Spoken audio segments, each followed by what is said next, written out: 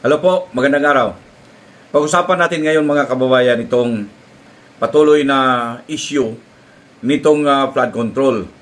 The past weeks mga kababayan ay may investigasyon nga na inumpisahan ng ating Blue Ribbon Committee sa Senado sa pagpanguna po ni Senador Marcolita. Alam naman natin mga kababayan, ang naturang investigasyon ay nangyari po, dulot po ng baha.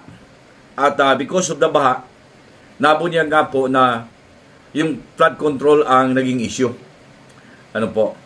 At sa mga investigasyon, dami na po ang nagsabi na may problema sa flood control nga eh. Kaya nga po, ang Senate Blue Ribbon Committee, nagpasya po na kailangan talagang imbestigahan mga kababayan ito kasi nakikita nga po na may mga kalukuhan talaga dito sa flood control na ito. Merong baha, wala namang control. Ano po? Kaya po, napag-isipan talaga ng Senate Blue Ribbon Committee mga kababayan na kailangan talagang imbestigahan ito para po malaman kung saan talaga ang problema dito. Ano po? Dito ba sa kontraktor? Diyan ba sa implementing office ang DPWH? Nung mag-imbestiga na, mga kaibigan, ay napag-alaman na may mga proyekto nga talaga na ghost. Yung bang wala talagang makikita kahit isa.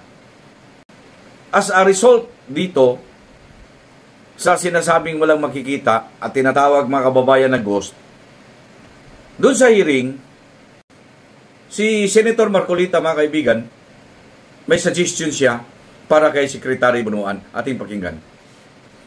Ito sa mga ghost na ito, mahirapan kayo talaga dahil multo ito eh. Mahirap hanapin ang multo, Mr. Secretary.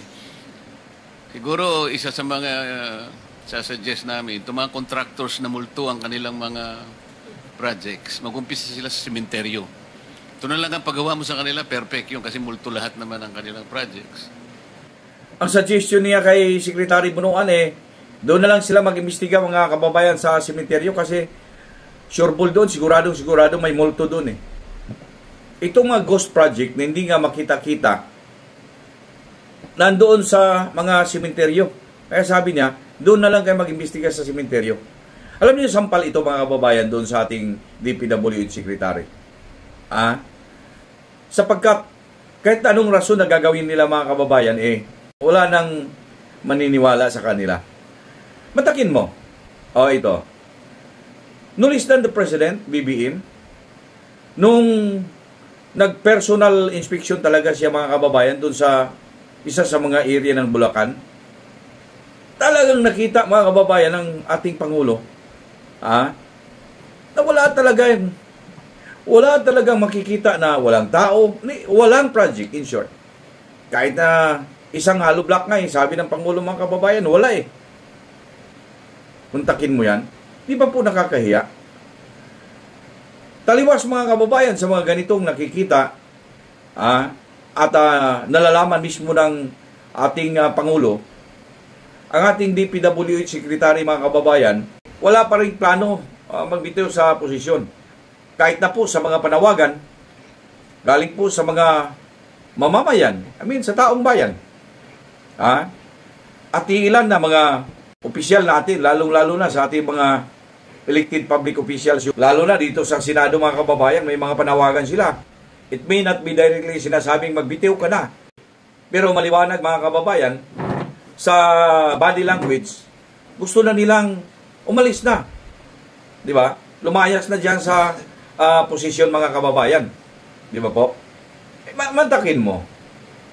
Ito, ang nakakapagtaka pa.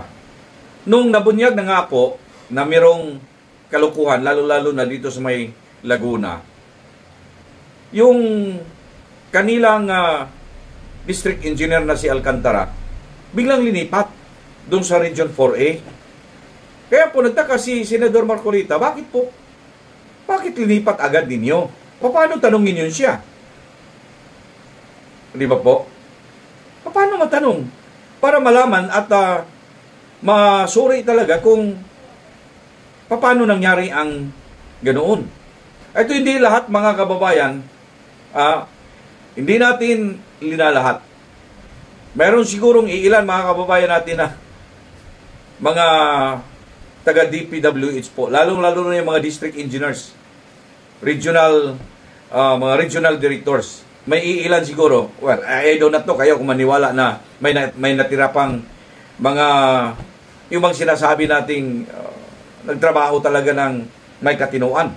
Pero lahat ng pasok na sa isip natin mga kababayan, di ba po, na wala na tayong tiwala diyan sa mga engineer na yan. Di ba po? Kasi hindi ito magkaganito, mga kaibigan. Mantakin mo. O, ito pa. Kagaya nung isang district engineer na bago lang po nahuli. Kita mo ha, nahuli siya. Nag-attempt siya na magbigay ng bribe money. Di ba? Doon sa congressman ng 1st District of Batangas, in the person of Congressman Lebeste. Alam niyo sino mga kababayan ang nag-attempt mag-bribe? Mismong district engineer nila doon. Dinala ng pera mga kababayan doon. Pasiuna daw yun. Kumbaga, yun muna ang first na bigay sa kanya. Kasi yung mga projects daw doon mga kababayan ay ang magpipili yung mga congressman na. Pasiuna daw yun sa kanya. Sino ang nagdala ng pera? Ang district engineer. Anak ng. Parang naging kalakaran na nila eh. Sila na ang naging bagman mga kababayan ng mga district engineer na yan. Siyempre, sila ang matumbok natin ngayon, lalong-lalo na may ebidensya na. Na yung district engineer, sila ang gumagalaw mga kaibigan.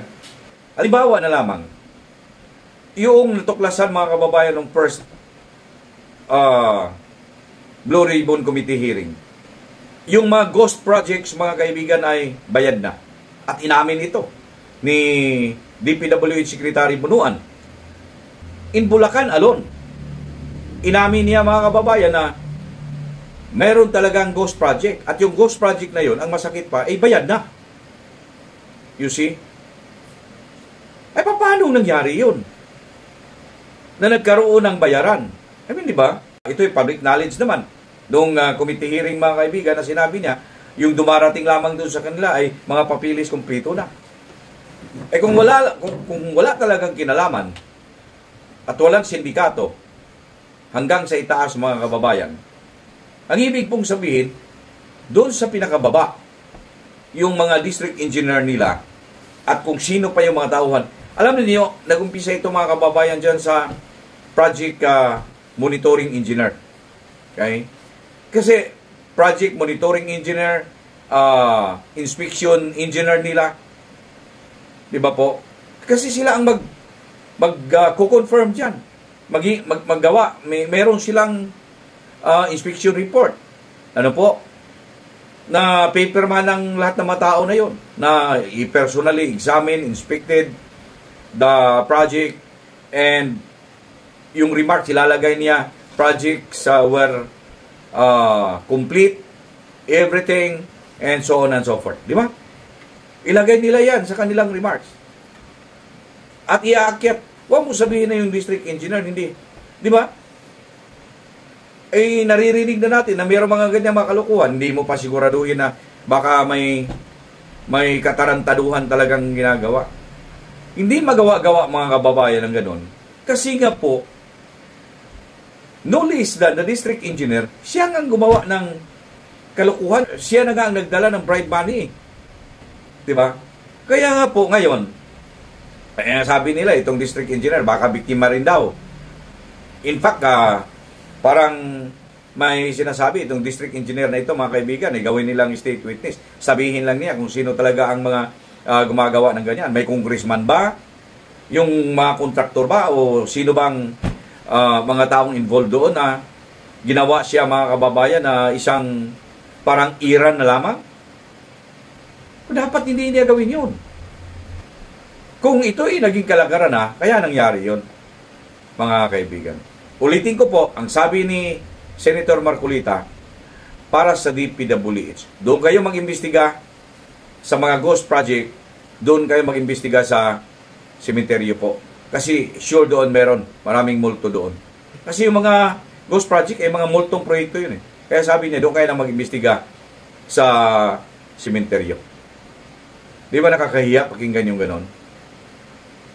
That is why I do not know kung ito ay matitake pa siguro ni Secretary Bunuan ng mga kababayan ng DPWH. Kasi nung matanong siya ng isang mga reporter kung hindi ba siya magre-resign, mga kaibigan, ang sabi niya ay I am serving at the pleasure of the President. Ibig kong sabihin, kung hindi sabihin ng Presidente, lumayas ka na, hindi talaga siya aalis. Nakahiya nga po, ano? Talagang pakapala na siguro ito. Ay, nako po. For your comments, just write it down below. At huwag kalimutan mag-subscribe sa ating channel, Broadcasters Viewpoint. And also pakishare naman and like. Huwag din kalimutan to hit the bell button para lagi po tayong updated.